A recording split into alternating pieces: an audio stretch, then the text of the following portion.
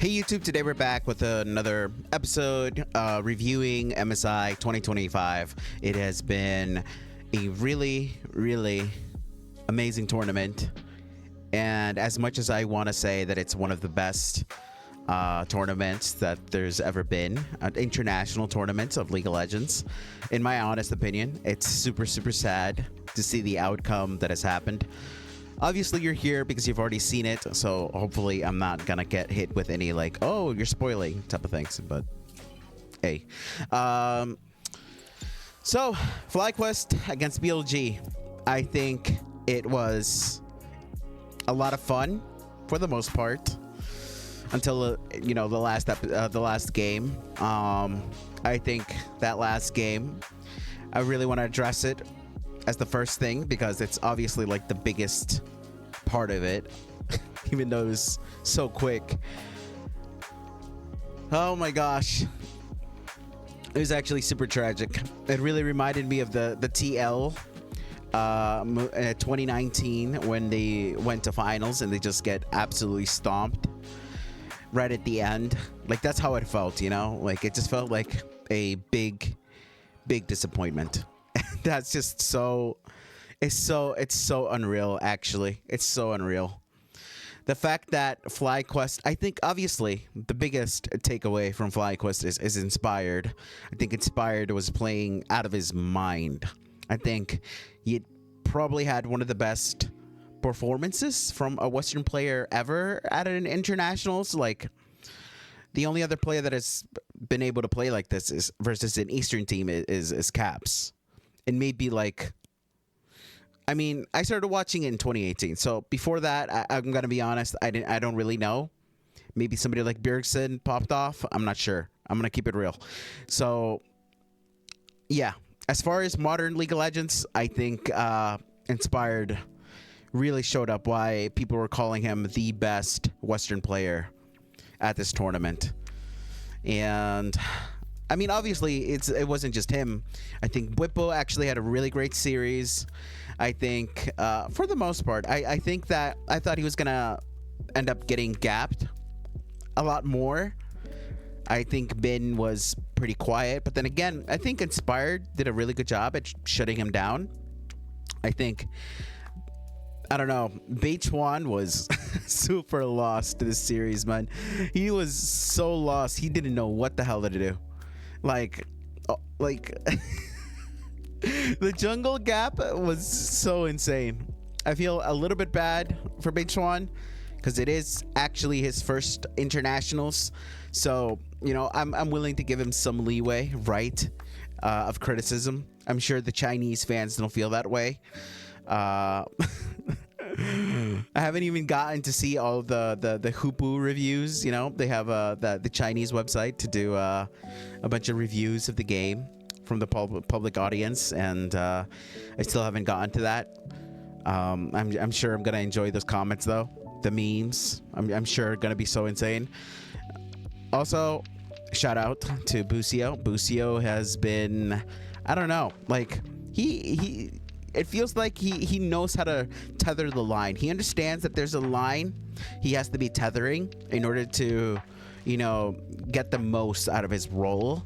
And honestly, I just appreciate the fact that he does this like every game. Sometimes it doesn't hit, and that's fine in my opinion. But a lot of the times he's trying to do like a lot, you know? His biggest thing, and I said this in my tier list, by the way, his biggest thing is that he is able to, the way he moves around the map, his map play, his macro is probably the best out of like any out of the Western supports, in my opinion. I think people were overrating Alvaro. Like, I think Alvaro is good. I don't want people to say that I don't think he's good. I think he's good. He just doesn't. I think I saw some other like streamers. I think who was it? Yamato? No, I Will Dominate. I was watching some I Will Dominate, and he was like, I think that Alvaro just isn't as complete of a player. I think he focuses a lot on engaged supports, and I think that's right, actually. I think he hit it on the nail with that, and I think it's just, I think Alvaro can still grow, obviously. because it's like 1.5 years into tier 1, and you know, there's still the possibility that he can get better, right? So who knows, right? And as for Busio, I don't know. I think for the most part, I think this guy was super good. I think even when they were losing, I think he was always trying to make something happen. And I think that is such an important piece to a support in order to make them like be actually elite. At least that's what I think. Obviously, the biggest duds, and it sucks to say this. It really sucks to say this, but it's just the reality of it, okay? And I want people to understand that this isn't about crapping on them. This is about just understanding the reality of things, right? Just because they had this showing, this tournament, doesn't mean that things can't be different for the next one. And that's just at the level that they're playing at right now. Like, if they were playing against G2 and they were showing up like this, maybe we can have a conversation about it. And I understand that specifically for Flyquest versus G2, I will address the first player in the mid lane, Quad. I think Quad at this tournament was not it. He was not it. I think I was having him as my top 5 mid laner, but he just wasn't. He wasn't at that level. The only, like, I would say, like, other player really, right, from, like I said, in that series versus G2, Quad was getting gapped by Caps, right? Not substantially, right? I think, like, for example, I think there was a big gap between Caps and a Knight when Caps was playing versus them. And that one series, I think Caps was getting solo killed, perma, and it was actually kind of similar now that I think about it. When he was playing versus Quad, I don't know, Quad. Like I said, I think when you're playing at this level, you leave, like, as long as you don't completely run it down, I think there is always room to clean that up. And I think that Quad is in a position where he can clean that up. I think Quad can come back. I don't want to see people saying, oh, we got to import Caps. Please don't do that. I've seen the conversation. I don't know if it's just a meme of being like, oh, Flyquest needs to bring in Caps. And that would go so hard. A part of me agrees, because on paper, that seems really insane. But at the same time, that would just be reverting to the old, importing older players who have already peaked. Because in my opinion, I think Caps has already peaked. Peak Caps is not right now. He's just not that player right now. He just isn't. The player that Caps was before is Honkyu now. Honkyu is on the road to be that player right now. An actual international threat. He's not like being considered the absolute best, right?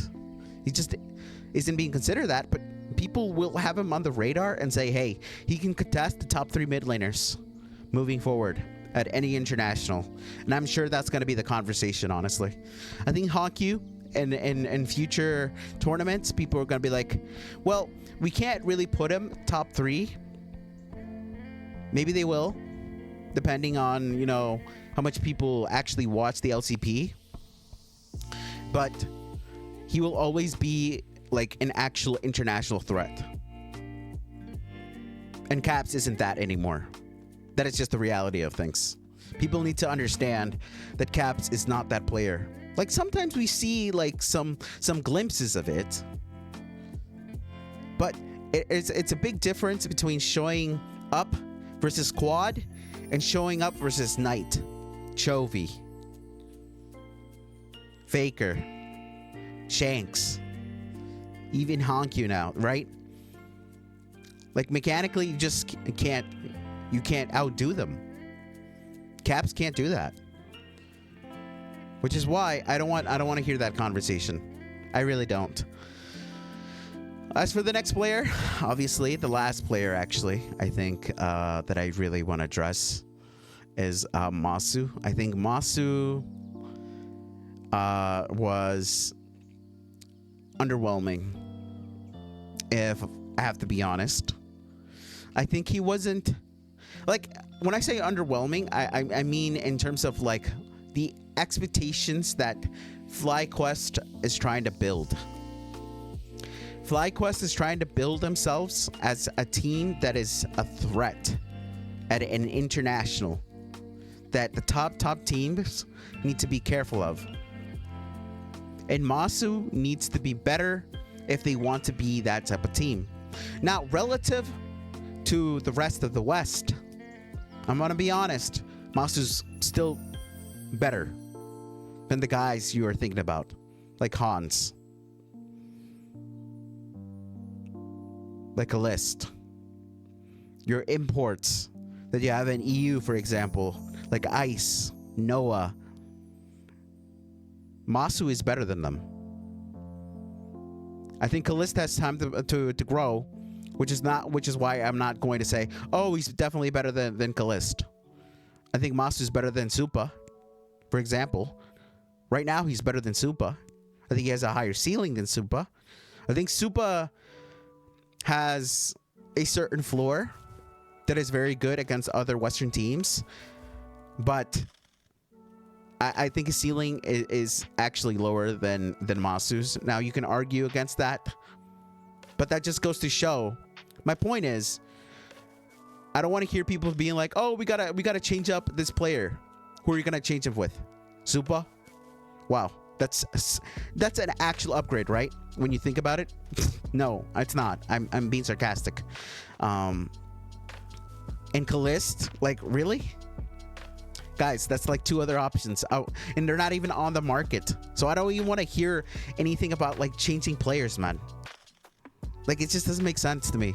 I don't want to hear it, because I know there's definitely going to be people who are going to be saying this, by the way, and unironically, not just as a meme, not just trying to rage bait. They actually mean it. So yeah, that is, you know, when you're playing at this level, it gets tragic. It gets tragic, and you just have to face the adversity head on. And that's just how it is. That is international play, man. That is international play. But the thing is, I'm glad that they just didn't fall flat. You can obviously see that there's been layers unlocked to, for example, Inspired. I think Bwipo has shown up in a way that I haven't seen him before. Before, he felt like he was going to be just super inconsistent. I felt, for the most part, there was a certain floor that was unlocked to Bwipo, actually. Which is good, because one of the things about Bwipo was just that he was just super good or super, super bad. But if he can have super, super good and then still have a medium-sized floor where he's just not, like, running it down, essentially, that's great. I think that does wonders for this team. I think Quad still has potential, in my opinion. Massu still has potential. And I think Busio still has potential. I really think Busio is such a key player for this team. Almost underrated at this point.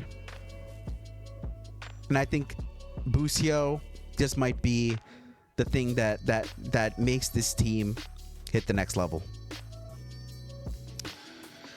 But yeah, it was tragic. Really, really tragic. So, yeah, the next thing is the drafts. Can we please talk about the drafts? I don't know what it is about this team and drafting, but it feels like sometimes it just feels like they're stubborn. And I think that, you know, deservedly so. Maybe they're basing all of their picks based off scrims, which seems like the right thing to do. But at the same time, the way that they're playing, like it just feels like, even like we still, I just don't know. like I'm trying to speculate their logic, but I just straight up don't understand what they see in Kalista.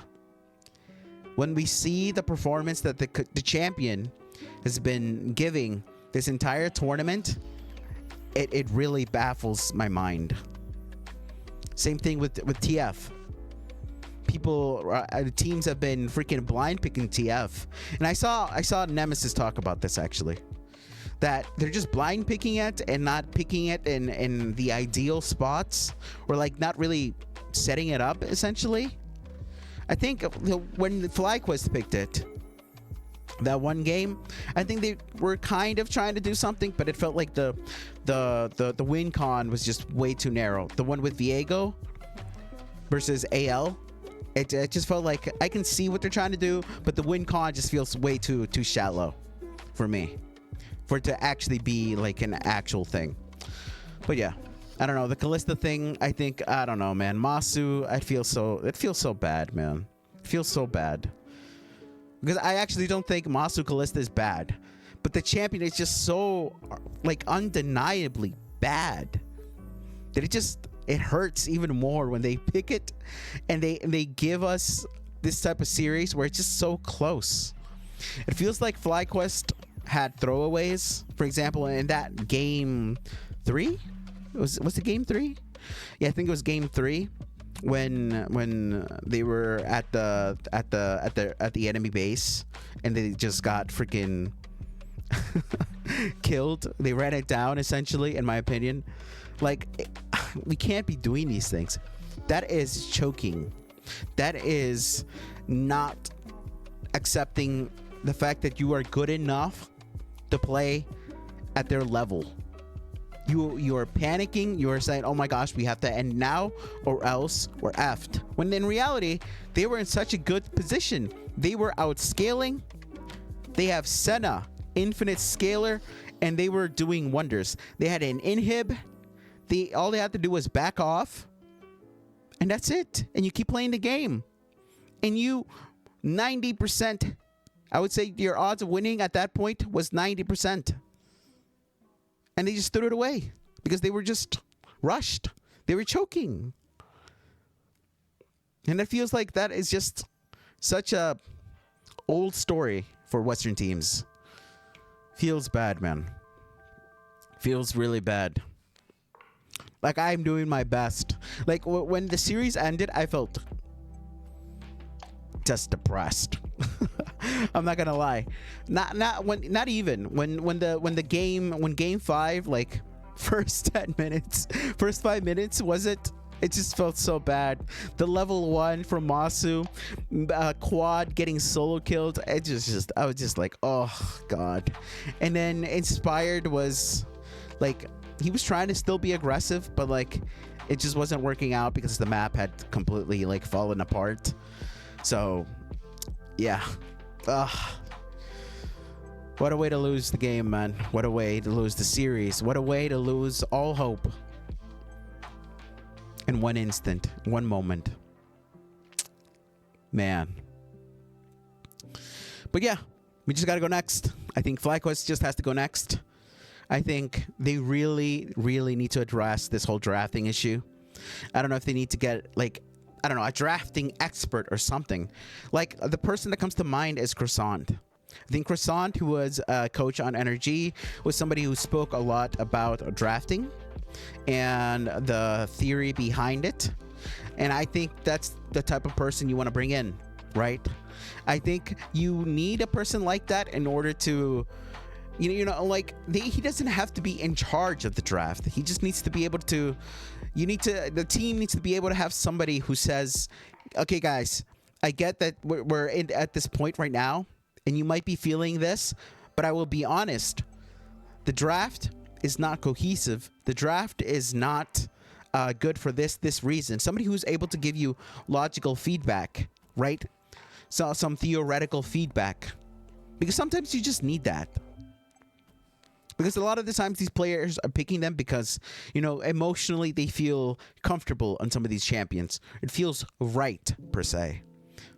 And sometimes that's not wrong, but sometimes you need to be reminded that, hey guys, theoretically, like this on paper, after the series or after you played out this draft, you're gonna look back and be like, damn, this was not that good, right? So I think Flyquest still has room to improve, room to grow. So I wouldn't, and they were competitive versus BLG, the team who is LPL number 2. This isn't number 3. This is number 4. This is LPL number 2, and they were kind of competitive versus AL. I think they showed up. They stomped G2 into the ground, proved that EU is just worse, straight up, than NA. And I think we take that. We learn, we go next. I think they're gonna move on to EWC. I think, what is it, like pretty soon? Less than 2 weeks, which is insane. But yeah, I look forward to it. I look forward to more play. And yeah, I can't wait for the season to start again in LTA North /LCS. And yeah, thank you for being here, guys. I'll probably won't do one for every series. I'm probably just gonna do one for the finals to wrap everything up. And yeah, thank you for being here. Thank you for watching. Like and subscribe if you haven't done so already, and that would be nice if you do that. Help me out. Let's grow this platform, and I'll see you guys in the next one. Bye bye.